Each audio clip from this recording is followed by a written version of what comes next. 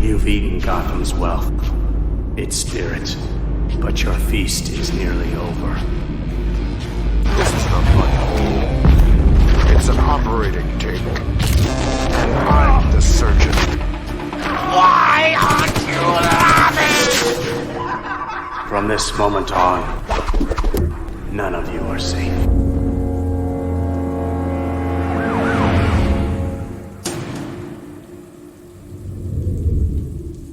Welcome to the Batman Book Club, a podcast exploring the Dark Knight Library. I'm your host, Ryan Lauer. The Batman Book Club is a proud member of the Batman Podcast Network, hosted by Batman on Film. Just go to batmanonfilm.com, click on podcasts, and you'll find the Batman Podcast Network that has a whole list of other Bat-related shows that also like to dive into other nerdy subjects that all of us, including Peter Vera, love to frolic about in our free time. Pete is a frolicker. Don't believe him when he says he's not. Also, Batman Book Club is on Patreon. If you like what's going on with the show and you want to help support the show and keep those generators running in the Wayne Manor study, join the members that have already signed up on Patreon and supported the show at patreon.com/thebatmanbc. Now, thank you for listening to episode 154, Eye of the Beholder. The Eye of the Beholder. Joining me on this show, you know this guy's voice. He helped me create DC Universe Infinite, that earworm that is stuck in everybody's ears now. He's a rad dude. He's a rad friend. TM. Justin Kowalski. Justin, welcome back. It hasn't been that long. It hasn't been that long. I'm gonna destroy Pete with my appearances. It's the tortoise and the hare. You know, he's the hare and he's way out in front of me, but I see him. He's got them sausages in his pockets, and I'm catching up. He's always loaded with boudin pockets. Taking breaks. Pocket. We call him BP. So yeah, man, I'm excited to come back and talk one of my favorite stories. I don't know if it's. I was gonna say, is it a forgotten story? I feel like it's revered amongst like a certain age group of Batman comic fans, but it is. I think it is by far more known by its cover than the contents inside. Oh, that's fair. Okay, yeah, because I think the cover was used for like a best of this character. I don't know why we're burying the lead. Best of Two-Face.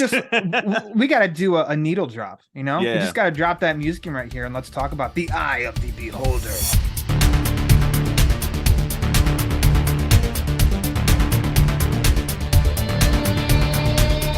So this story is actually found in Batman Annual number 14, Volume 1, cover by the great Neal Adams. That's right. Everybody has seen this cover. If you think that you haven't, you have seen this cover. So that's what we were just alluding to. But it was released in 1990, written by Andrew Helfer with art by Chris Sprouse or Spruce. I apologize. Sprouse. Okay, good. Yeah. There we go. That's why Justin's here. Almost had to go to the book club Chris S, but it was released physically. Surprisingly, can't find it just digital on its own. Instead, you've got to look into some collections. So the Two-Face 75 years celebration hardcover was also released included in the Batman Caped Crusader Volume 3 trade paperback, and then the Batman featuring Two-Face and Riddler trade paperback from the mid 90s. That's a cool cover. I don't remember that trade, but looking it up online, that's what I found. So, Justin, which version did you read for this episode? No lie, Ryan. I wish that I was able to find a digital copy somewhere. I had to dig, man, through my archaic like comic book organization system, and I pulled it out like a few months ago. Actually, I was like, hey, this is a story that I want to do because I couldn't find it digitally. But yeah, I'm using my floppy, bro. Yeah, floppy. Justin likes to smell that floppy. And I specifically remember buying this as a young buck. I didn't have a certain reading order back then. I was like, I'm just gonna buy every Batman comic I can find, and it just said Batman, so I bought it. They had no idea what an annual was. It was like Batman number 14. That's weird, and it cost me more money than usual. So, $2 back then. It was $2. What's the ad on the back? Oh gosh, it's like Capcom. Capcom had always the best game ads. Yeah. It's for a game called Viper, and it's all codename Viper. You're the drug lord's worst nightmare. So what I used to love, okay, so that's actually just like the game itself is staged on a table and stuff. I loved it when stuff like that would include like art around the game or art like almost like an artist depicted a scene of the game. So it's like Mhm. that look is what you expected when you played the game, and you're like, no, dude. The graphics are not that good. So There's it's not gonna so look many like this. funny like ads. There is actually some really great ads in this story, and there's one page in here that you're just, this story is pretty dark, right? And you're like, oh my gosh, like what the heck's going on? And all of a sudden there's like this double page comic book ad for a video game called Bonk's Adventure. You're like, it just throws you out of the whole story. You're like, well, that was a weird choice, man, you know. But yeah, anyways, my floppy smells great. That's something that I wish, and I know it wouldn't, and I do remember I just had to type it in, the look of Bonk for Bonk's Adventure. Yeah. I do wish, and I know it would never happen, but like in some of these digital converting these issues digitally and stuff, I so wish that they would include ads at the times. Yeah. That they would include the questions in the back of the time and everything like that, just because well, Yeah. it's a nice little time capsule. And that's just the benefit of why, to seek out digital, because those are just like a lot of fun. When I read some of my floppies and stuff, it's awesome to look back at that stuff. I had to settle digitally. All right. Hoopla, this is the greatest app of all time. The Yeah. Two-Face 75 years celebration hardcover Okay. included some really great Two-Face stories in there, including Batman Annual. So a total regret of mine is that at my comic shop, this is probably like 2 years ago. It's long before you and I ever had this on the agenda. I did see this issue and I hesitated, and it was very affordable and in great shape. Really? And I hesitated. I was like, What's I don't know. affordable? Because I don't even know the value on this book. Like, I don't know the value either, but I could have swore that it was like maybe 7. okay. I have no idea if that's what the going rate, if that's a couple bucks more, or if it's cheap. I don't know. Maybe it's gone up since Neal Adams passed. This is before he passed too. Oh. And then when I went back to see if it was still there, so I'm like, I should just buy it. This cover alone. And yeah, it wasn't there. And I haven't seen one. I haven't seen one since. Not that I've been on the hunt necessarily, but it would have been cool. I've been known to buy a floppy knowing we're going to talk about it on here if I don't have it. Do you remember, Justin Kowalski, when you first read this issue? Yeah, when I got it back that summer of '90. Yeah, I bought it right off the. Yeah, I was gonna say I bought it at a 7-Eleven. I went inside. My dad was getting something at 7-Eleven. You got a slushie and a Batman comic. I shouldn't say I didn't buy it. My dad bought it. He's like, whatever you want, So I remember I grabbed this, and I'm trying to remember. I visually remember that day, like getting in and getting into his Jeep, and like, oh my gosh, what the heck is this? And I remember him going, oh, who's that guy? Because my dad had no idea who Two-Face was, right? wasn't on the '60s show. He had no idea, And so I read it that day probably, and it was wild because this was probably the first time I saw a man's butt illustrated in a comic book, and I was like, what am I reading? I felt kind of Dad, there's a butt in here. Is this okay that I read this? Yeah, a butt. So anyways, yeah. So speaking of our friend Peter Vero, he actually called me today. And I talked to him, and I told him that you and I are recording and talking about this issue. When did I first read this, Justin? I don't know. I told Pete, and I think this totally goes in with the cover conversation. I've known this cover for years, seen this cover for years, and could have sworn I've read this. Could have sworn like a few years ago that I read this, but then I couldn't have told you anything that happened inside the book. Really? So I'm like, Pete, I feel like this is just one that I would have had to have read. But if I sit there and say, yeah, I'm sure I've read it, but yet I don't know what happened inside of it, did I really read it? So I don't know. I don't like, none of this seemed familiar of like, oh yeah, duh, or anything in reading it for this time. So this is a total anomaly to me. Wow. To where maybe I have to, just for the record, it's like, well, then I have to say this is my first time, but I don't feel comfortable. I feel like I'm lying if I say this is my first time, but I don't remember when I read this before. At first I thought that Pete was trying to like wiggle in on this. Oh, Yeah. Those- Special guest, chime in now. Peter Arvera, everybody. Oh, it was one of the greatest two-way stories. I love this. I don't Yeah, you know. know, Neil Adams yeah, did the cover. Yeah, Neal Adams. I met him. He's Oh, Kowalski. yeah, there you go. Pete Vera, Dropping everybody. of those. There he is, and he's gone, just like Yeah. that. So yeah, I don't know. I don't know when I first read this. Wow. That's okay. God knows, and he's keeping track of these comics that I read. So Put that back. You know, There's a yeah. man's butt in there. yeah, don't succumb to it like Justin did. Not for your eyes, young man.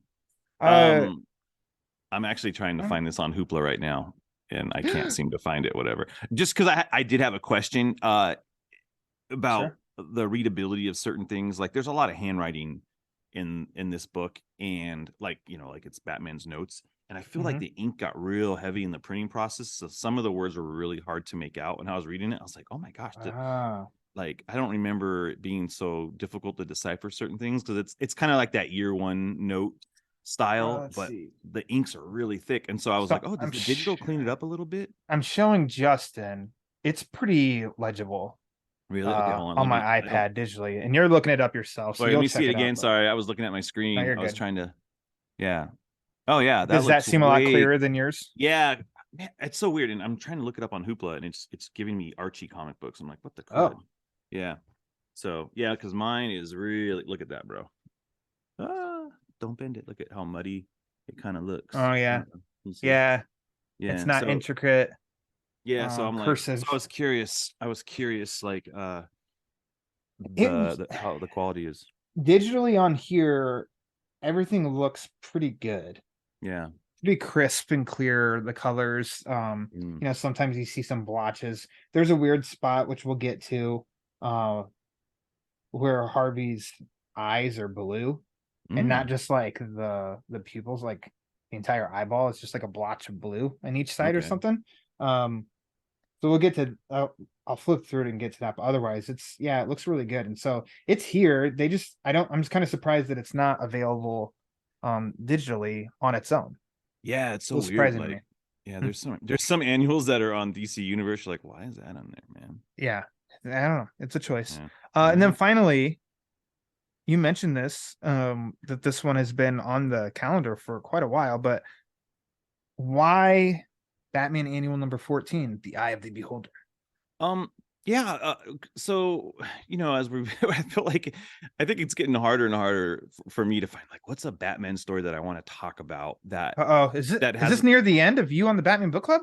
No, but okay, no, not at all. But it kind of like with your blessing it was like I think I got stuck in this, like, it has to be a multi-arc story. Like, it has to be like issues 1 through 6 of Legends of the Dark Knight for it to be considered. And I think I was like, hey man, I love this Batman annual. And it was just a random, there was no reason, like there was no initiative with the annuals that year. This was just like, hey, this is a Batman year one-ish like story. Yeah. Putting it in an annual. Have a cool take. Here we go. And I always loved it. It was like my first I think this is the first time I ever read a Two-Face story.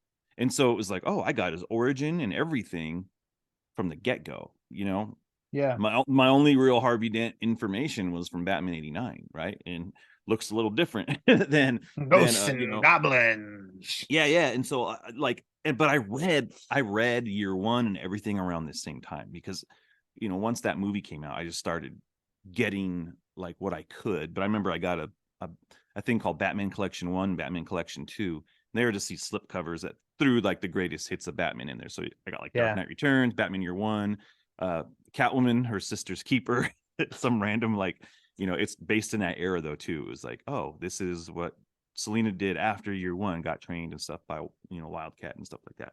So anyways, so I was kind of aware, oh, I know who Harvey Dent is. Didn't know Harvey Dent was Two-Face. So it's kind of cool, like, oh, that's the same guy from year one. And so in a pretty, like, I think a good amount of time, I was able to get like his story. And so yeah, I mean, going back to that, I was like, it's like I had an awareness of who Two-Face was. Oh, that's a Batman bad guy, I know that. But then reading the story was like, oh shoot, this is that's that guy. You know, I didn't know it was Art Yeah. Dent, you know. So yeah, so it was really cool to, and then like all of a sudden Lonely Place to Die, and that came out, and I was able to, oh, there's freaking, he's everywhere. Yeah. This guy's, you know, I didn't know he's who he was. he's a big deal apparently in these comics. Won't forget Harvey Dent. now. Yeah. He I do say, and I said this last episode with Bill, of pick a Batman book, and I'm like, yeah, let's talk about it, whether it be a long story or not. There's something that is, sometimes it's refreshing when it is one issue, Yeah. and that's what we're going to talk about. And Like, it's not 192 pages. Because, you know, just a little bit of like, it's refreshing. Sometimes I can maybe even read it twice before recording. The bigger stories, I don't have the time to where I can read it a 12-issue thing twice and stuff. And also, there's so much to cover in a 12-issue story, in a, you know, to try to do in a respectable amount of time. Whereas one issue, it's like we can take our time to hit on the points. So, and then for this one, I mean, too, it was a refresher for me. So I feel like so let's just go to the cover itself, and how I did say that I believe the cover is known much more so than the contents inside. And so I probably interrupted where you were going with anything else you wanted to add about that.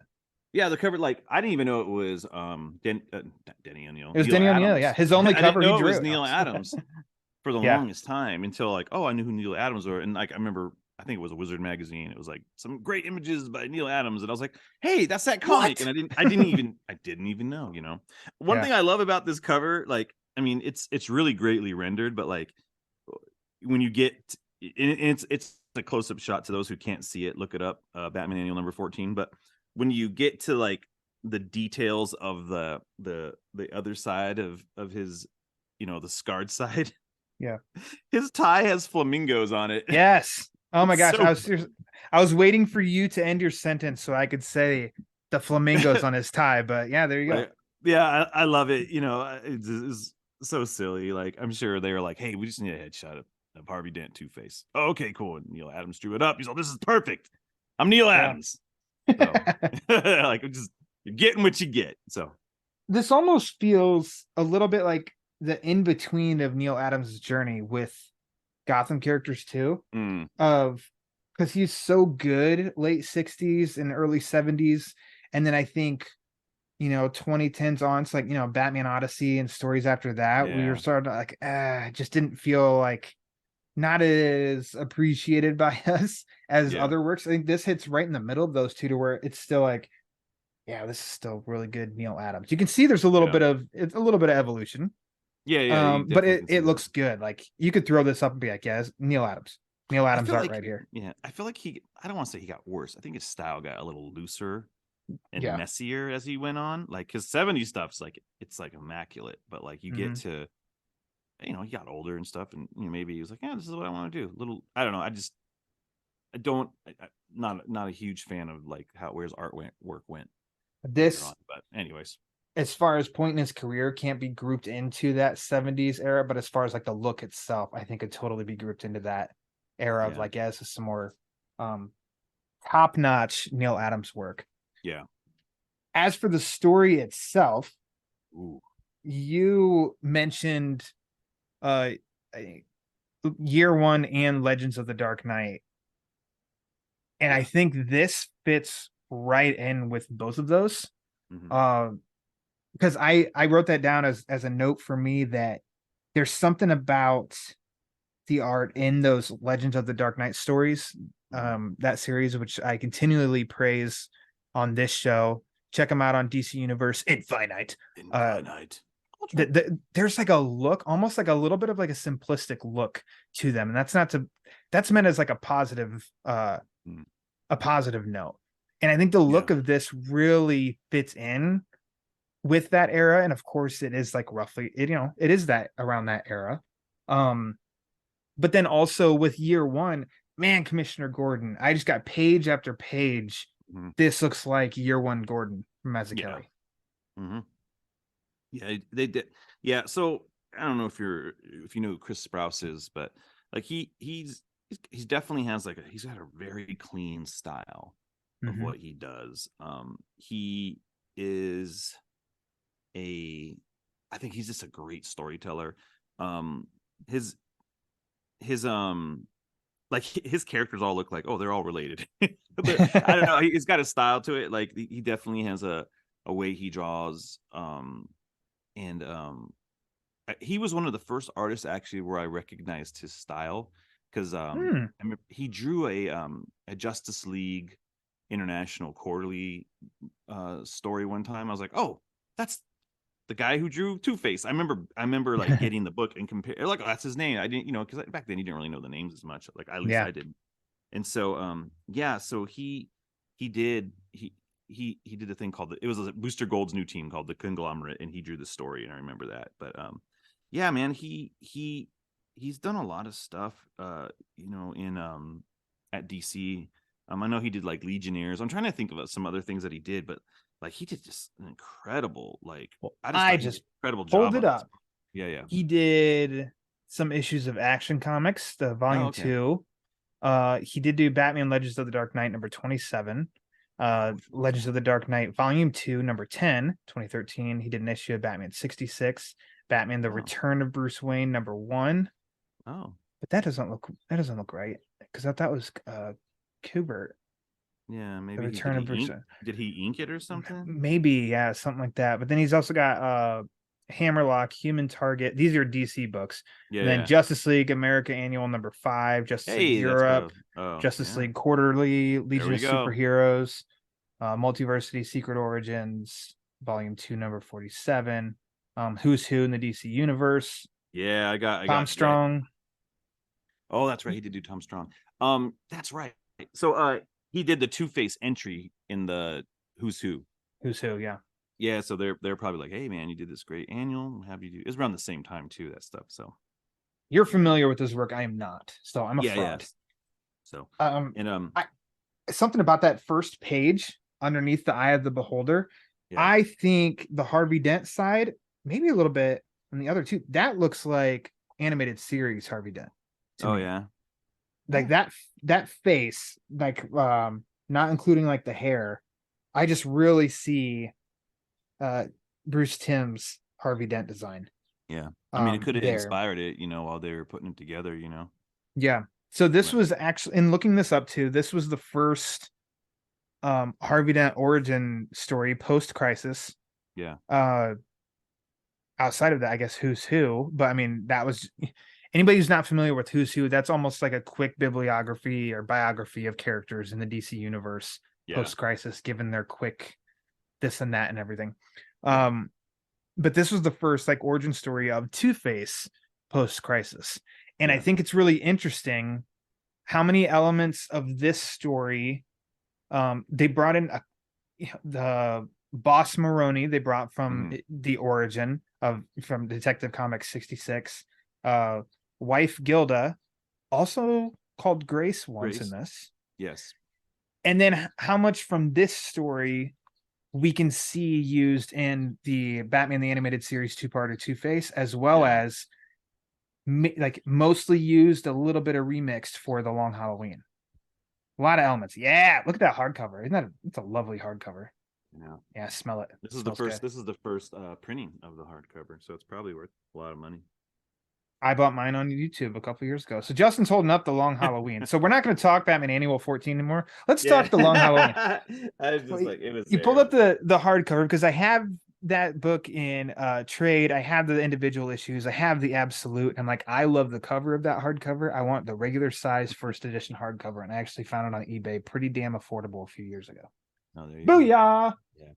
Do you feel like this annual kind of can work in the conceit of what was going on in the Long Halloween? Do you think it? Absolutely. Like, yeah. I don't it's think just like a different angle of it, Yeah, and so I was surprised in reading this as well. So just breaking it down right to of one thing. So man, it was 152 episodes ago. Aquaman, Eric Holzman was on here, and we talked the Long Halloween. One thing I said in that, I believe, was in the Long Halloween, we didn't have much Big Bad Harv, I don't think. It was just a man pushed too far. Yeah. This comic has, I think, under the surface, has that big bad horror waiting to emerge. Yeah. That I think they really capitalized on in the animated series. And the Long Halloween, I just feel like it didn't have a bunch of that. And that's not like a big negative or anything for me, just No, not at different all. interpretation. But here, that's just what I noticed right away too is, well, I wonder if we see a development over time. And I think that's an element here that I just feel like they embraced more for the TV show. So I can definitely see this book's influence on the TV show. Yeah, you for sure get the psychology of Mm-hmm. his breaking point, and I think that's what was like. As I think when I read it as a kid, you know, it didn't click with me as much. It was just like, oh my gosh, there's this thing. But like when I've read it multiple times over, you know, my life. But yeah, I just remember it really sticking with me probably in my mid-20s. I was like, oh my gosh, like this guy, he's dealing with the effects of his father, you know, beating him up, being an alcoholic, gambling, whatever. His unhappy childhood, and it was this thing he wrestles with. And they mentioned like, hey, he went through school, he was always in trouble. As far as you can remember, so I'm dating you here, aging you. So how old were you when you read this in the summer of 90? 11, 12? Yeah, something like that. Okay, around there. Were you able to pick up on the sudden? Because I don't think it's completely blunt. It's not like there's a panel of his dad like punching him in the face as a kid or anything like that, but it's definitely hinted there when he's flipping the coin and you see there's a different kind of text bubble with a different color and a different font and stuff, and it's mentioning but I'm a good boy and stuff like that, and nodding up toward his dad. Okay, as a kid, that's what I wondered. remember. It was years ago, so I'm like, I don't know. Sure. Like, I don't remember so much that. I just remember as a kid, I remember like there's a dude's butt. Like that's what stuck out. And then that I thought Batman looked like he was Adam West. I remember thinking like, oh, it kind of looks like the TV show Batman. You know, there was some stuff that, you know, and I remember wishing there was more of Two-Face in it.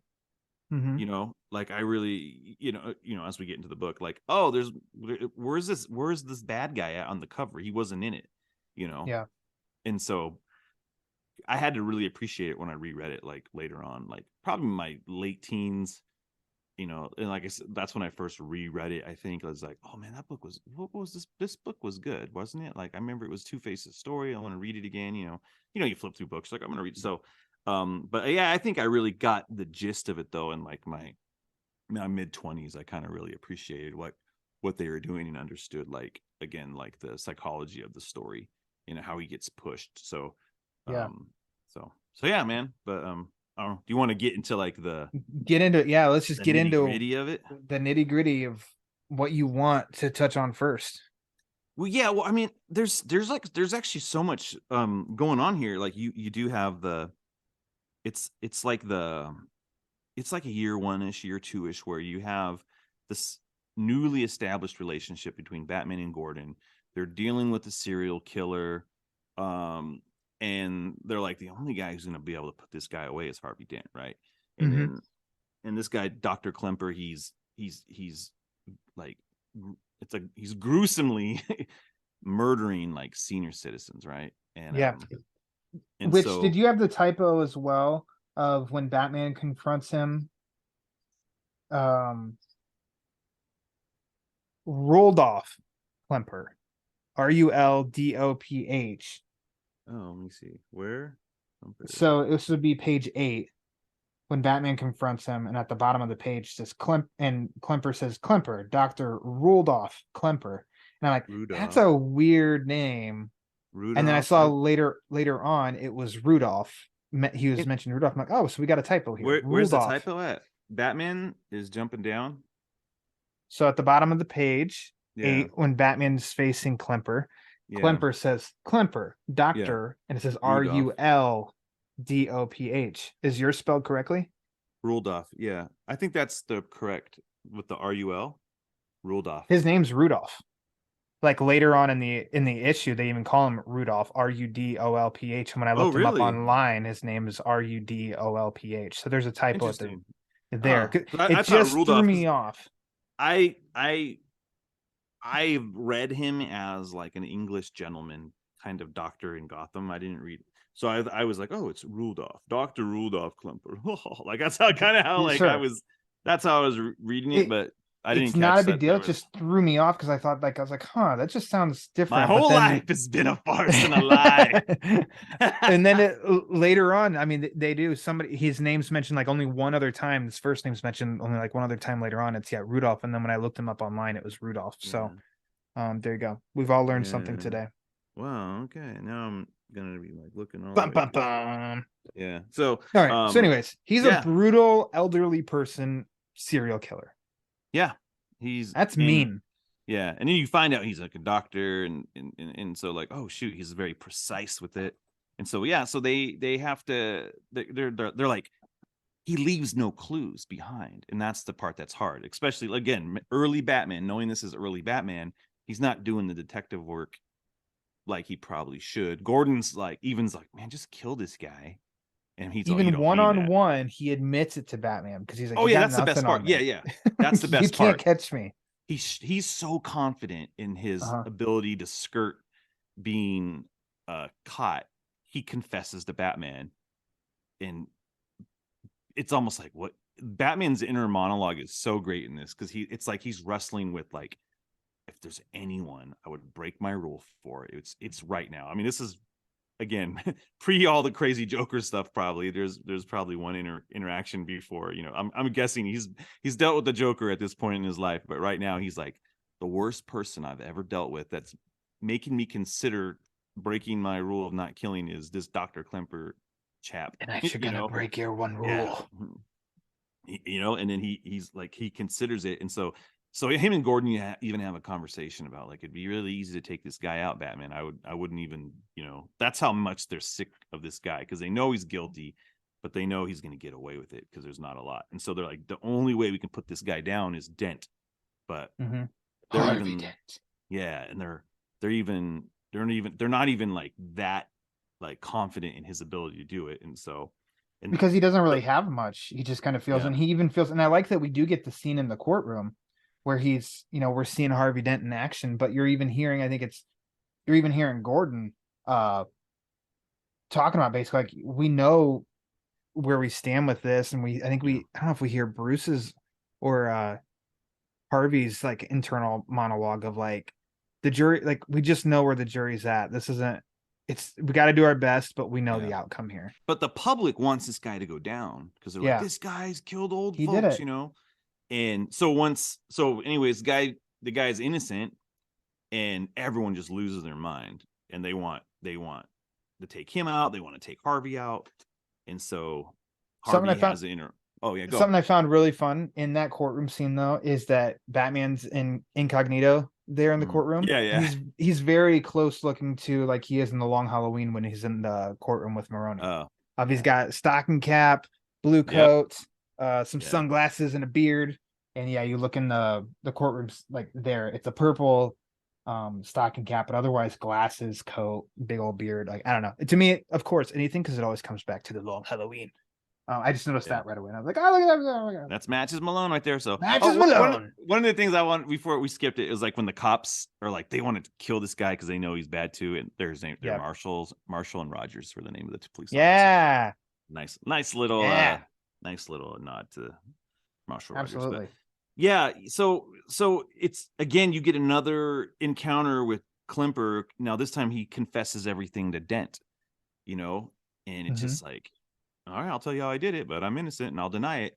And this is the part that was like, I remember when reading this again when I had my this guy is like the impetus for him to give in to his like psychosis, like my dual personalities, because Dent's like, how do you do that? How do you beat like the polygraph? How do you beat the test? And because he's like, because I'm two different people. I'm the nice upstanding doctor, but I'm also this demented serial killer, and I've created two separate people. And it's like Klemper can almost see that in Dent. He's just like he's even going, I've liberated him, I've given him freedom, I've set him on his path. He's kind of excited that he's created this monster. And so it's like the Joker in The Dark Knight. He just gives that push. Yeah, he just gives him that he push. Gives the push. And so it's like, oh man, Harvey's been dealing with this. He's dealing with like, trying to reconcile with his father. The whole reason he's trying to reconcile with his dad is because he feels bad. Remember, like, because the murders, all the elderly people are being murdered.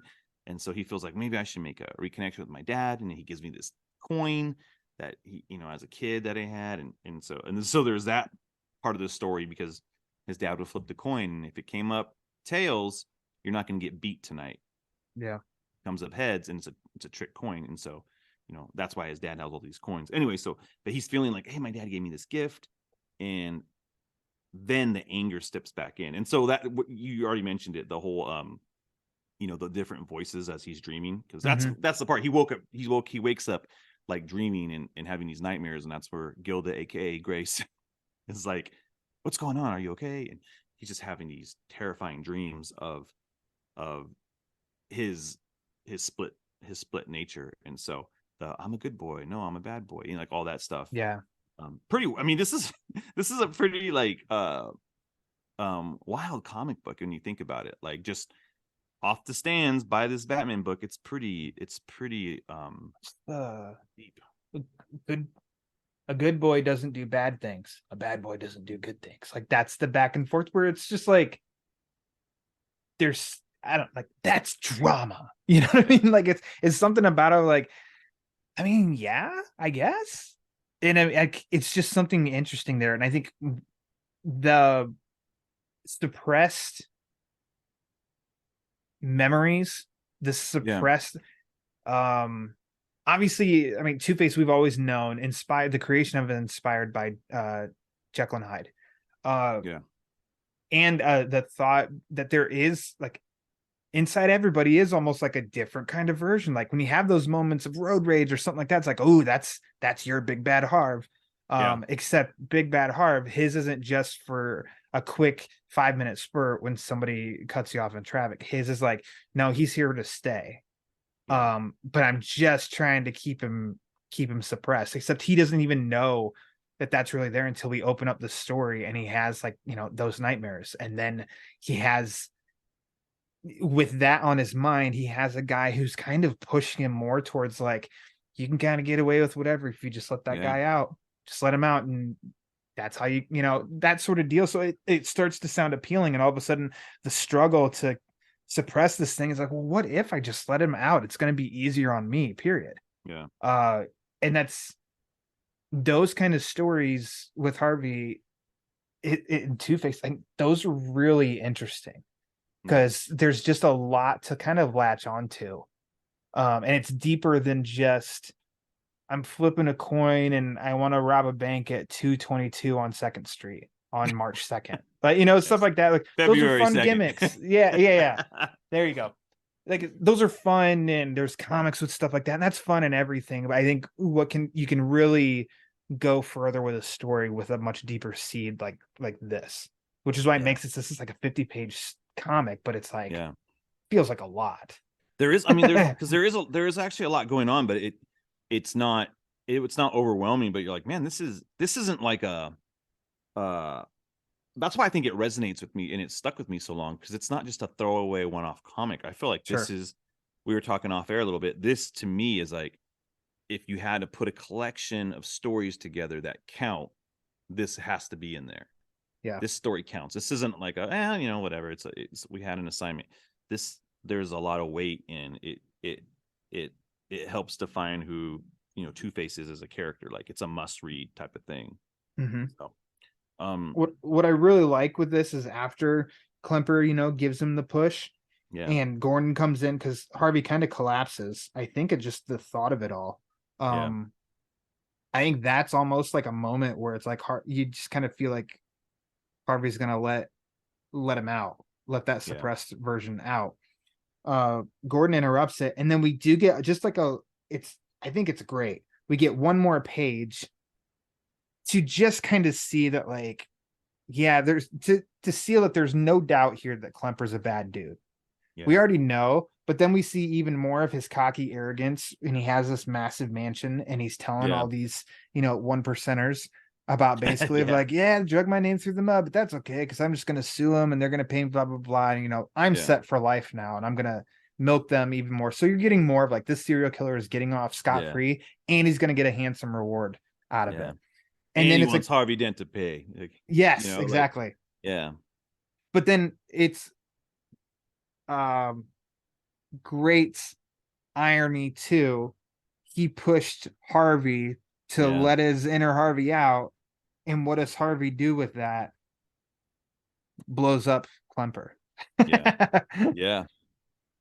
I went Wild. so I do like this dc.fandom.com website is a great resource of comic individual comics and runs and stuff like that. And so we haven't mentioned much writer Andrew Helfer. Oh yeah. So this is to source the dc.fandom.com. They said that Helfer originally provided an in-depth depiction of how Dr. Klemper's house had been rigged to explode. This was truncated in the final version of the story over concerns that readers would attempt to imitate it in real life. Like, Yeah. that's interesting. I think we've come a long way now that like we would see TV, movies, comics, something like we probably would see, because now for whatever reason we need every single thing explained, that we would Yeah. see it these days. It didn't bother me at all. It took Yeah. me almost like a reading down the page and then go back up and do it again to kind of put the pieces together. I was like, oh wait, okay, 2 a.m. Then it's 4:30 a.m. So some time has passed. Somebody's either entering or exiting. And then boom, it's like, oh, okay, I put it together. It took me like a second to just kind of Gotcha. But I love that Harvey calls him and then he even says, I've taken your advice. Yeah, I love boom. that. Oh. Yeah. Yeah, it's a nice like, okay. And so yeah, man, that's kind of it's kind of the poetic justice of like, well, you pushed him and you got what you paid for. And so Yeah. I like the other stuff that kind of gets, there's a lot of other if you keep pulling at the thread, you'll see him. There's a lot of like relational aspects of the story. Like I love the part where Batman is watching Gordon and Harvey on top of police headquarters, and he's kind of jealous of them. Like, man, I'm not able to get close like they are. They're talking about their families. He's like, I can read their lips. He lets us know in his notes. Yeah. And he's kind of like, I'll never be able to have that normalcy that they have. I designed the costume to instill fear in the minds of criminals. I suppose I may have succeeded too well. Yeah. He's still an outlier, even though this relationship that is demonstrated so well and they're really focused on in the Long Halloween of this, this trio, all out for the same goal. It's like he's an outlier. They kind of are in this story a trio, but 2/3 of them are really close. Then the one is pretty distant still. Yeah. But so, and that was one of the things I wanted to bring up. Like, this is really the first like Dent and Gordon and Batman on a rooftop together. We always say it's from the Long Halloween, but it's really here. And so Gordon's bringing them together because Gordon feels like, here's the thing, Batman, you're good at like bringing these guys in. Because the other problem now is they have to deal with is all these guys that you bring in, we have nothing on them. And they're all dirtbags, but they get released. We need evidence. Yeah. So I'm going to team you up with Harvey Dent, and that way you guys can like be a team that you guys can help clean up, right? Because he's like, this is Harvey Dent, and Batman's like, I know who you are, because we go back to year one, like they had a little bit of a connection there, right? Yeah. And so now Dent and Batman are working together to clean up Gotham, and it's starting to work, right? Yeah. But Dent's starting to get so obsessed with it that he's like, when something doesn't stick, he's trying to get Batman to do some dirty work, and Batman's like, no. He even tells him, put a gun, slip into his house and put a gun there. And Batman's like, I won't do that. So Batman still has his moral code.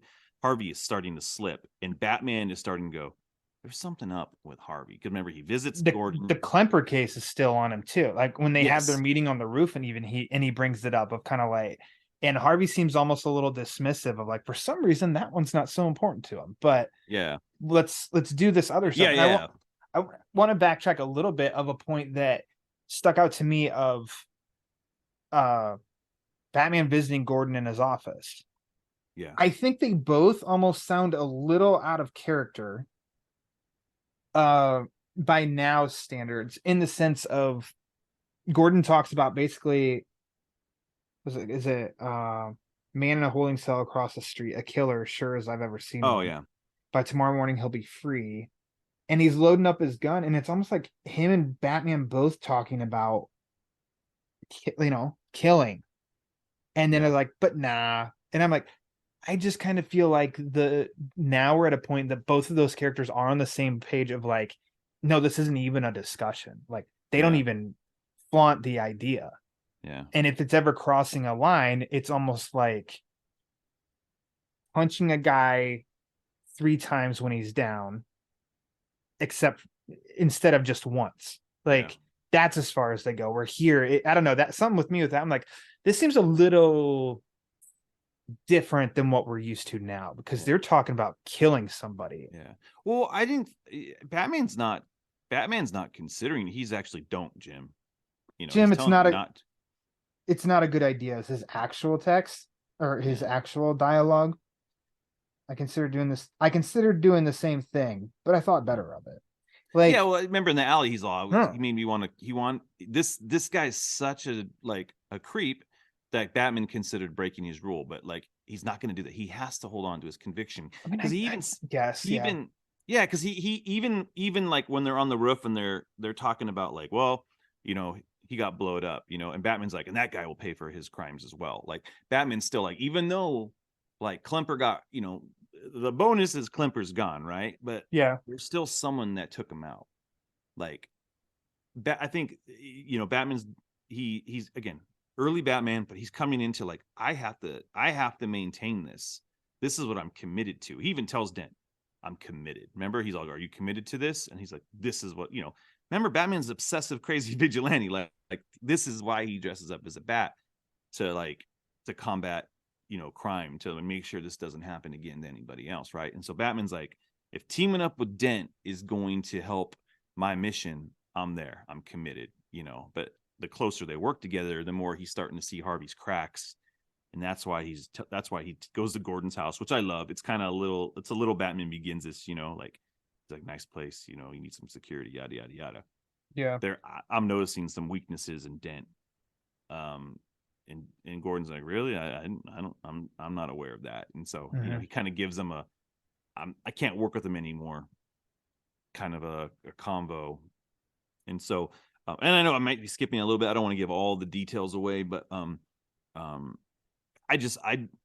really like this story. I think it's that early Batman stuff, the beginnings of the relationships and how they kind of worked it around. They seem so real. The characters seem so real because like how like Batman's a little like, oh, I wish I could hear about Gordon's family and Harvey talking about their kid, or I'm like trying to have a baby, like I want to have those conversations. And then on the flip of it, Gordon's now jealous. Man, I haven't heard from Batman in a long time. Like he even admits like, I'm jealous. I'm jealous because he's seen how well they're working together, and it's like, but Gordon started the Batman relationship. Yeah, he's like, man, that's my bro. Don't take my bro. And he introduced him like, hey, you guys should work together. And now, so I just that little layer of it is such a cool like human part of it. Like there's this crazy story. It's the origin of Two-Face, but we're also talking about like, hey, these guys have a developing friendship, and we know how it ends. But I just love that those pieces were put in there, man. That's why that's why I think it's such a great story. I think it's reading this, it made me think more of, I can see how The Long Halloween is an expansion of the story. Mm-hmm. This is, let's just focus on Harvey Gordon Batman. Yeah. Forget the rise of the freaks, forget all of the mob fights and all that stuff. Just these three and what turns Harvey Dent. And then Long Halloween expands on it and includes more, and it makes it more of an epic and stuff. But the bare bones of it I can find in this. And when you do reduce something, it gives you the time and space to really make it character focused. Yeah. In which this is like, we have, I mean, do we have much internal dialogue of Harvey? I don't, other than when he's flipping the coin but like, other than that, it's mostly, internal dialogue of Gordon and Batman. Yeah. You know, about those two, which I think works really well too, because maybe I don't know, because I guess Harvey, you could do it, could be interesting of him internally talking to, I just keep saying Big Bad Harvey, Yeah. talking to Two-Face, we'll say. Just in his dreams and stuff, he's really having his internal Yeah. stuff, you know. I think so. I mentioned relations to Long Halloween and stuff like that, but we have Boss Maroney here, but his name is Yeah. actually Vincent Maroney. Yeah. Vincent And then Boss. Fields, Vernon Fields in the Long Oh. Halloween, Adrian Fields here. Yeah. But what is similar and kind of carries over is the fact of like, as in the debut of Harvey Kent in Detective 66, Yeah. Maroney throws the acid in the courtroom at Harvey's face. That's Yeah. what happens here. That's kind of what sticks. And then Fields is the one that provides that acid and is Harvey's assistant, but is two-timing him because of Maroney. And that happens here as well. So Mhm. I found that stuff interesting in like what has carried over through the different stories and everything. And I do like that. And like I said, like minor little remixes, but nothing big. And then that DC fandom website said that Gilda's full name is Gilda Grace Denton. Yeah. And so I never, like, I don't know, call me a bad fan. I don't know. I've never Bat known card. that being the Take full. Yeah. I've never known that to be the full name. I know in the cartoon was Grace.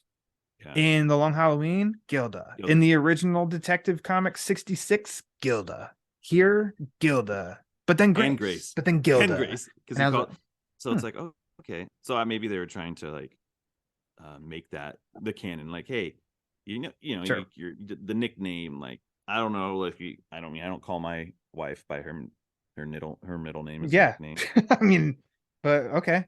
Sure. But yeah, is what it is. That's right. Let's see what else. So I did mention, so that rooftop scene where Dent and Gordon meet. Yeah. So that's page 24 of the comic. That to me is the most Gordon year one, as he's standing there in the long trench coat, and then there's like Yeah. a smaller panel up close on him. That totally looks like, I've got a friend coming at the ends Yeah. of year one. Oh yeah, Um, that's definitely like indicative of that. Other things, Batman visiting Gordon in his office made me think animated series when Batman always meets Gordon in his office. Yeah. I told you of like, I mean, I You just notice think there's not a lot of Long Halloween Batman. There's only one scene in here where he just disappears and he does that. Remember when he's in the alley with Klimper, he's all Yeah. the Bat fellow, and so there, there's a thing of him. He does that, but mostly in this story, Mhm. Batman just he leaves. Like it's a little more like You see him. He's like, all right, I'm leaving. I'm crawling out the window. Mhm. So I do like when he shows up at Gordon's house. He's like they're eating dinner, and over Barbara's shoulder, you see he's like, Yeah. come on out. Can you imagine like he's just sitting there talking and blah blah blah. Yeah. Excuse me a moment. I'll be right back. Yeah. It just drops dinner and disappears. Yeah. Going outside. Yeah. What? I'll be right back. What? And then there he is, Batman just standing in the yard. Yeah. Hey, what's up, bro? I know you're jealous, but you're still my bro. Nice spot. Nice house. Yeah. Space. Get some security. Yeah. Yeah. Get some. So you need some security here.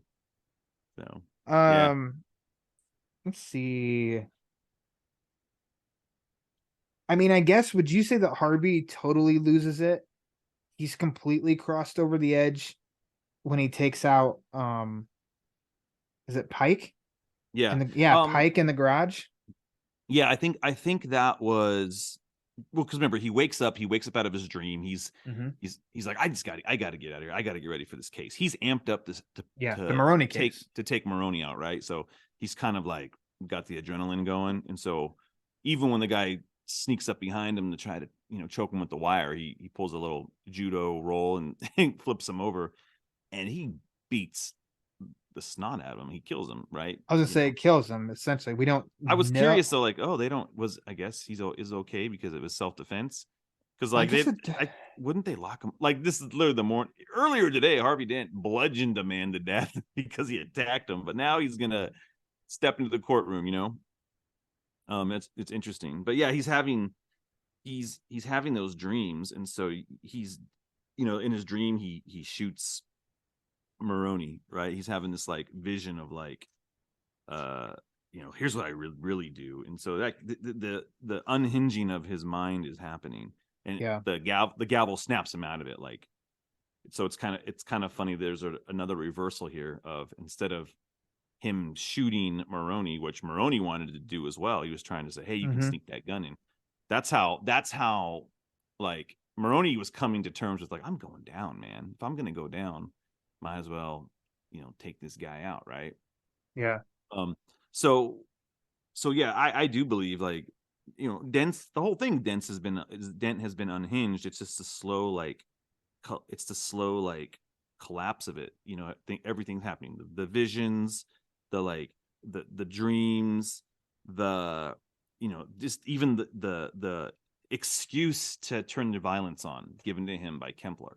Like, okay, there's two separate people. It's almost like he has the permission, because it's not me, it's Harvey who's doing it. It's the good boy. The bad boy is doing, the murdering and the assaults. That's that side of it. And I can separate myself, Well, essentially, I'm wondering where in the Long Halloween, I do think the acid on the face, that's the last straw that broke the camel's back. That he's not the same after that. Yeah. I think that's the same here. I think that's you think so here? Because I was wondering too, when he beats Pike, and then it's like, is he already at that point and now he just physically is matching the inside? Or does that acid have to happen? Because that's what really pushes him over for good. Yeah. Because I think the acid is what defines him. It's like, okay, Sure. Now I've been giving he starts going we. Now it's we. As soon as he wakes up and he's aware of like what happened, he starts talking we are going to do this. We are a full head. And so that's that's his new birth is the acid on the face. They conceal it pretty well also, I think. Although it's funny because it is on the, it's on the cover. Yeah. But we do get Harvey's first person perspective on the page of Grace in the hotel or in the hospital, doctor and nurses coming in.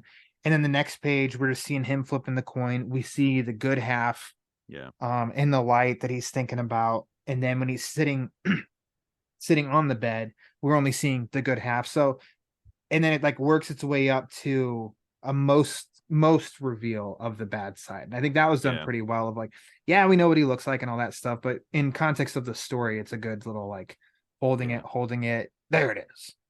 Yeah. Well, I didn't know. I knew on the cover, but I didn't know like how this went. So me reading it was like really cool as a kid. But what? And then it's also interesting in the sense of course, killing is bad. Mm-hmm. He doesn't go completely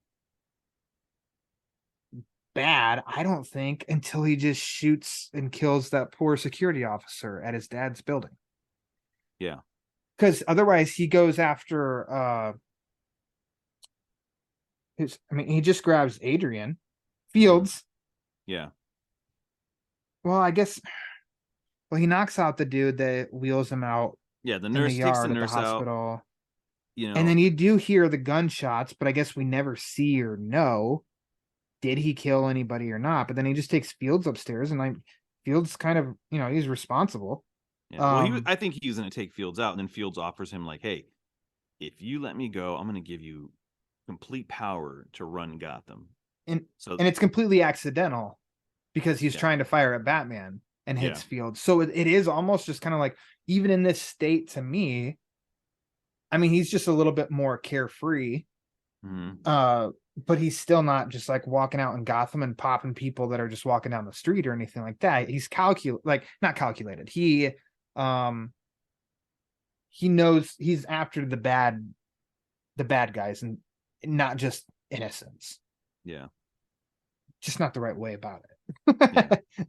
Yeah, I mean, I think at this point he's like, he has nothing left. How do I come back from this, right? Yeah.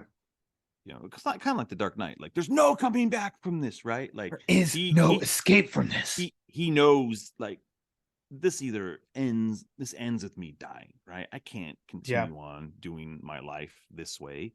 But Fields gives him, you know, access to be a criminal, to like, you can run this city. Here's You can be a everything. vigilante, Harvey. Yeah. So Vengeance. yeah, it's wild. So Then he shoots and kills the sport security officer, but then goes up and just, I don't know. I don't know if it's himself giving forgiveness to his dad, or if it's just like, I'm just leaving it up to the coin and it's final after that. Okay. yeah. Head side Yeah. up. See ya. Yeah, I think so. I think that's where he was talking about like, hey, you never gave me a choice, Dad. Like, you were gonna beat me. And so he wanted to at least show his dad, like, well, I'm still gonna give you a choice. Like, there's, you know, as demented as it is, either you're gonna live or you're gonna die, you know. Yeah. Like, you couldn't even give me that as a kid. And so yeah. And so then, you know, then Batman gets involved, saves the day, kind of. That's what he does. What he does. He's Batman. What do you think of the epilogue? Yeah, that was wild. It's just like, you know, how many times are we gonna have Harvey Dent get plastic surgery again on his face? But it was cool. I mean, it's like, this is what's gonna happen. He can't be, especially now that he's been, you know, created. He is Two-Face. He can't go back to being Harvey because he still has to deal with the voices and the, you know, the schizophrenia that he deals with, right? The disorder. And so it's even crazier because he claws it all away. Yeah. Ugh. Gnarly. So that page, that second to last panel in this comic, it's wild, man. He's like in Arkham, just hands filled with blood. There's blood on his side, you know, obviously on the left side of his shirt. The blood's kind of dripping all over there. And it just kind of ends. Gordon driving off, and he says he has no choice at all. You know, in a guy who's obsessed about the choice. Okay, if it lands on this, but he does not have a choice when it comes to being Two-Face. Like, I am both of these, you know. That's always going to be there. Yeah. So you can fix the look on, you know, on the outside, but inside that's always there. Yeah. And so there's like, I don't know, that's some more like good drama, because that just doesn't mean you give up, but then also, isn't it like insanity is like doing the same thing expecting a different outcome or something, you know, whatever. And it's like, so you can't give up, but yet you're going to keep going this route where you know how it ends. Like the guy, you see nothing but improvements. His face is healed, and then he just claws himself so that he resembles, you know, Two-Face again. So it's like, I don't know what you do there. But then us as comic fans, like, well, we don't ever want Harvey Dent to be fully healed, because then there's no more Two-Face stories. Yeah, exactly. So do you have, I think we did pretty good hitting all the high points. Do you have anything we didn't touch on you wanted to? No, I think as far as the story goes, I think we hit everything. I mean, I still think it's probably one of the best annuals that has been put out in Batman comics, like not tied to a giant event, well crafted. Like Helfer, like I only know him from editing the Justice League International books. Like that's kind of like, I know what he did. I don't know how much like writing he's done other than this. Like it's not a I'm like, oh, did he write other things? Like probably, you know. I just don't know everything that he wrote. I'm sorry. Like I know he's probably done some like compilations and stuff. I'd love to read other Batman stories that he's written, because I love what he did here, you know. Like I only know that he did some Judge Dredd stuff, but I don't know, like, you know, I just don't know. I'd have to look. I didn't like do any research on Andy Helfer. I just knew he did the Justice League International editing. He was the editor on that book, and those are my favorite. I love Justice League International. It's like one of my favorite comics. So You showed me But the yeah. omnibus of that, didn't you? Yeah. Yeah, buddy. Beast. That's why my shoulder hurts. So Yeah. Yep. Just curling omnibuses. yeah. All right, well, let's get to some favorites, shall we? Yeah. Justin, what was your favorite part of The Eye of the Beholder? My favorite part of this whole story, oh man. I don't know, man, that's a hard one, dude. It's a really hard because this sum of all of it is like the whole thing's like my favorite, but there's a moment I like when Batman internalizes like, man, this is like when he is with the binoculars and he's watching Dent and Gordon. I don't know if it's my favorite, but it really just stuck to me like, man, he longs for that, just to have friends. And he's like, I can't. Look what I've done. I've created a suit. I'm here to scare people. I'm weird. I'm a weirdo. And it's pointed out to him numerous times. Like, I'm a weirdo. You put a Batman suit on, you know, that Yeah. you're not normal. And so just those little moments of him being dealing with his own humanity, right? Yeah. You have Two-Face dealing with like, I'm two people, like being uncomfortable there. Batman's like, I can never have that normal conversation with these two guys. It's always going to be like about the freaks of Gotham. Self-evaluation / self-reflective, and instead of where he's being like humanistic and real about it. Because we love the comics, but yeah, if you take like a real approach to that, then you can totally see that like this isn't normal. Rather than I think elements that we've seen in comics with Batman of like he's just kind of a stubborn a-hole. Where he doesn't provide that moment. Instead, it's just like foot on the gas, forehead, deal with it. You know, something like that. And here is actually, I don't know, he's just being honest and true. So yeah, I think that's a good moment.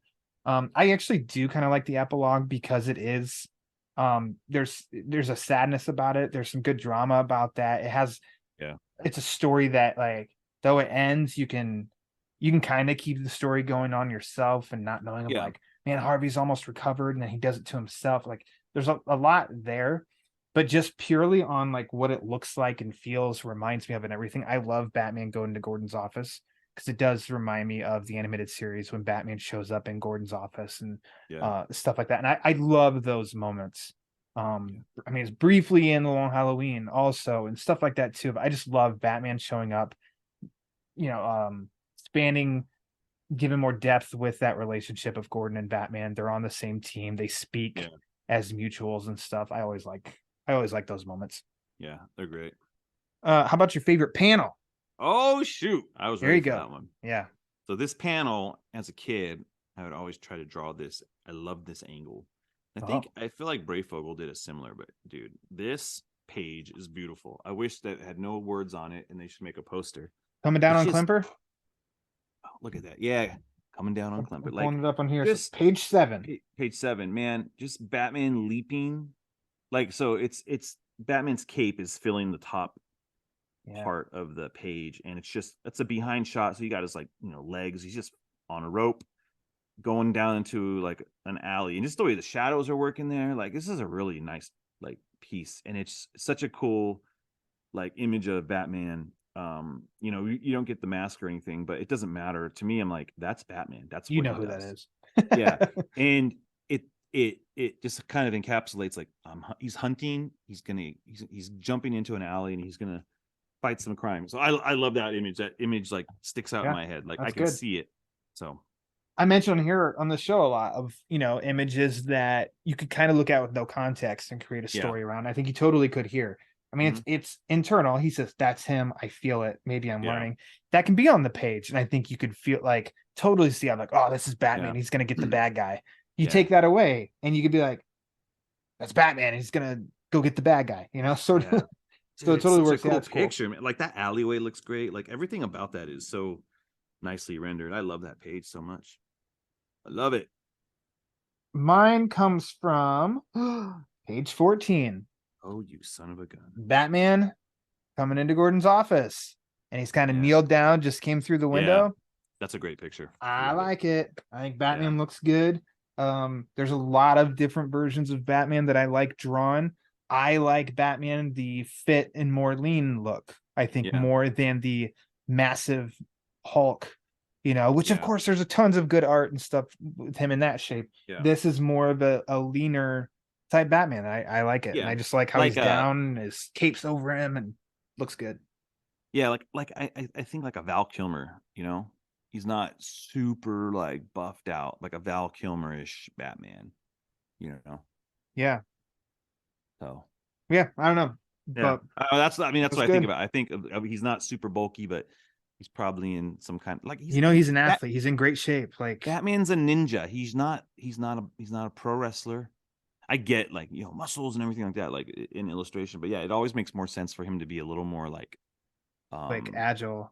yeah, agile type of guy. Like, Superman can be a little buffer because Kryptonians, they suck the sun and it makes their muscles pump up, right?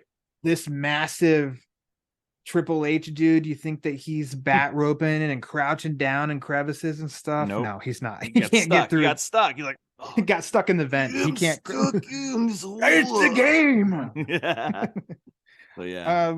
So this is comes with an asterisk around it. Ooh. Would you like to see this story adapted in animation? I Um feel like we kind of have. yeah, I wouldn't mind it, but it'd have to be really stylized. I don't know, man. I would I would I would love to see it as an actual TV show. If they did like if if um if James Gunn, now that he's running all this stuff, was Heard able of to him. do a anthology show, just called Who's Who or something like that, or Ooh. Secret Origins or whatever. Joe Potato. That's the first episode. Remember? Joe Potato's the first one. This would be a cool episode. I mean, maybe could this be put into an hour, maybe a 90-minute like thing? Maybe it's a two-parter. Oh, Hey, I mean, hey. this is even broken into two chapters. We forgot to mention that. It's Yeah, part one, part two. Yeah. This would be a great episode. I mean, especially if they want to have TV and movies feed into each other, like what a great way to introduce a character. Like, hey, here's the origin of Two-Face. I think it could be done really well. I absolutely think that's what I would love to see. I'd love to see it played out. Because it's a great storyboard to do that. So yeah, I mean, I don't know, animation would be cool, but like, you're right. I mean, we've seen this so many times in animation. I would like both. How about both, please? Yeah, both. With a side of both. I don't know, because the Two-Face two-parter from the animated series, first off, animated series is so popular. Second, the Two-Face two-parter is highly regarded. And then you have the Long Halloween, obviously highly regarded. And you have the Dark Knight, obviously highly regarded. That I don't know that people would be asking for another Harvey Dent origin story. Yeah. This one is if it was, but what I like about adapting this is it's more I'm always an accurate. Like I've always hated like the bombs blowing up and destroying his face. I'm like, oh come on, like we only got it in Forever. We only got the Maroni splash of acid in Forever. Every other movie, I mean, that's true.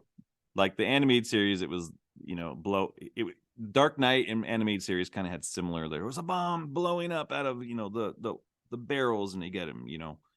I like the idea of like it happening in the courtroom and like, oh my gosh, like our favorite DA it's caught, the tragedy's caught on camera on like in front of everybody, like, oh, what the heck? Like going back. There's that one panel where after Maroni gets him with the acid, he's on the ground while everyone's in commotion. It zooms in on him and his hands just over his eye. Like I feel like that's Eye of the Beholder right there. Is like he's covering his face and you see the damaged eye kind of. Sorry, I'm covering my mouth here. You see the damaged eye peeking through the hand. Such a great shot, and it's like I can see that play out. Like all of a sudden, the people, oh my gosh, screaming, gets slowly like muffled, and you just zoom in, and it's just like you hear Two-Face's like monologue, like I'm a good boy, I'm a good boy. Oh man, goosebumps. I can hear it.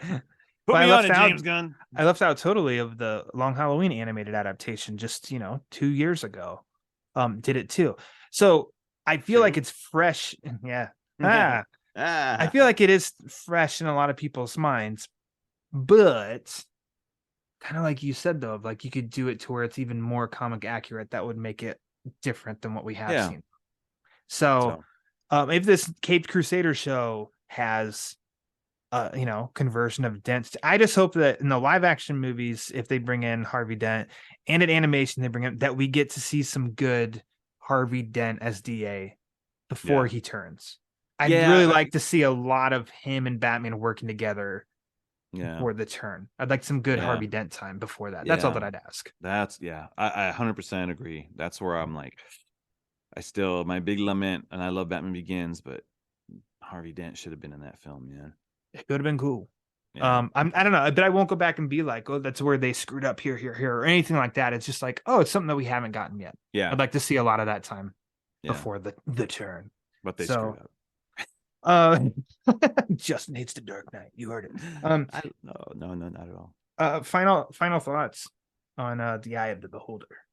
Yeah, this is a top 3 Two-Face story. Oh, top 2. It's a top 2 Two-Face story. I feel like you have to read this, and then you got to read Long Halloween to kind of get a nice oh man, this is a good take on who he is and his character.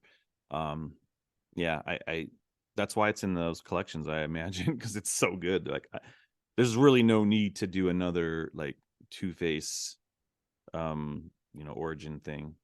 But I need to reread the one from this year, 1 year later. Not 1 year later, One Bad Day, right? Is there a One Bad Day Two-Face? I feel like mine and Pete's least favorite of them all. Really? I liked it, but of all of them that were released, that one was if I had to rank them, that one came in last. And I feel like I read it. Maybe did I read it? No, I don't know if I read it. I read so many of them. Like, I'm trying to remember, like, the one what was the one where the guy was at school? That was the Riddler one. I liked the Riddler one. Pete didn't like the Riddler one. Yeah. Anyways, there were 8 of them. Yeah, I'll have to go back, but I felt like I didn't read. Two-Face was the second one released too. So you're talking about like 7-8 months ago or so. So I have to look it up, man. I'm lost. I don't know where I'm at in the comic. I just need to stop reading comics. I'm with you. What? Never. I'm with you. Of like, this is definitely a top Two-Face story. I'd have, before I can just flat out say, of course, I'm always going to say Long Halloween is number 1 Two-Face story. I'd have to go through and look at some of the other options, but I think maybe this would be right behind it, because I think this is really good. It gets a lot accomplished in a 50+ page story. Yeah, but I don't think I didn't feel shortchanged by any means. Not at all. It feels different enough that I can go back and forth and like read the Long Halloween and then be like, well, now I'm going to read Batman Annual 14, and not feel like, well, I just read this. Like, it's different enough. It's just, I don't know, it's quality. The art's good, cover's great, story's good. So yeah, there you go. And if you listen to this and you haven't read it yet, I don't think it's going to happen. So it's like, not like we necessarily spoiled it, but it's a quality read that I think you should definitely I think it's a great crime story. I think if you'll love it. You'll love it. It's Justin's guarantee. My guarantee. If you don't like it, we'll talk about it. So I know you said you need to stop reading comics, but please don't stop reading comics and come back on the Batman Book Club. So like, the Batman Book Club, and you got to catch up to Pete. Yeah, I gotta find my next story that I feel really. You got some time. I got some time. No, actually, the next time it may not be until October, and we've done the Red Rain trilogy. So I can't come back on till October. I mean, it's booked the next 2 months at least. So, dude, that's wild. I mean, that's a good problem. It's a good problem.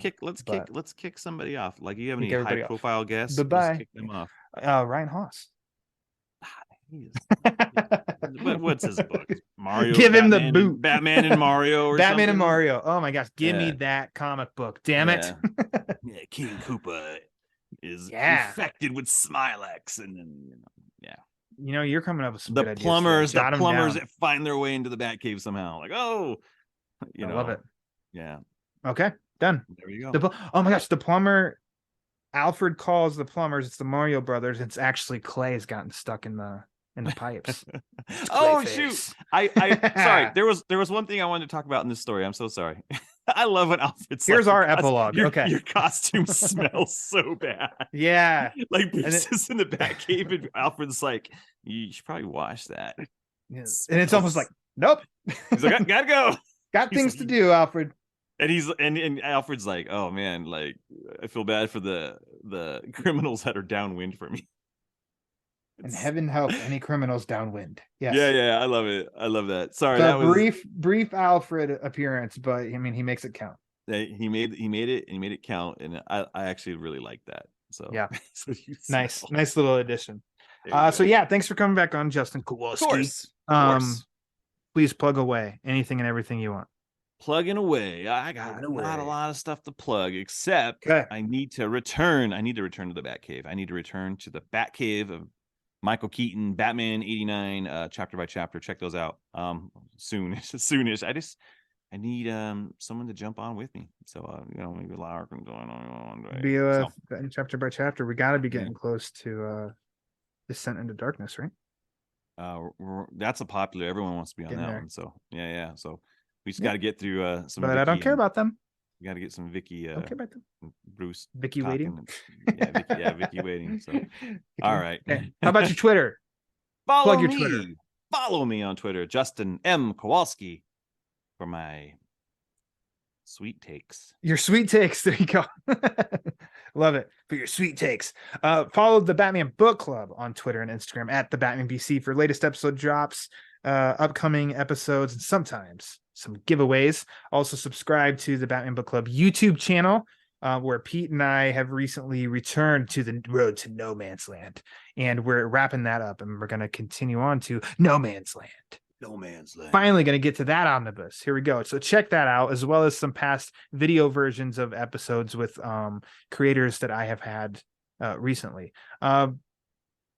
Let's see. If you want to support the show, variety of ways you can do that. Like I said at the top, patreon.com/thebatmanbc, tpublic.com, and type in TBBC for the Batman Book Club, so you can get some sweet merchandise with that excellent Kowalski approved and created logo for the show, splattered all over some goods. He's a decent dude. Good people. But if you want to support the show and you don't want to spend any money at all, it's 100% A-okay. The easiest, quickest, and most impactful thing you can do is rate and review the show on your podcast provider. So Apple, Spotify, Amazon, Google Play, iHeartRadio, any of those, go to the rate and review page and rate and review the show, because the more reviews the show gets, the more it helps spread the word. And as we all know, the word is panic. Boom. So for Justin Kowalski, I am Ryan Lauer. Until next time, read more Batman comics. No.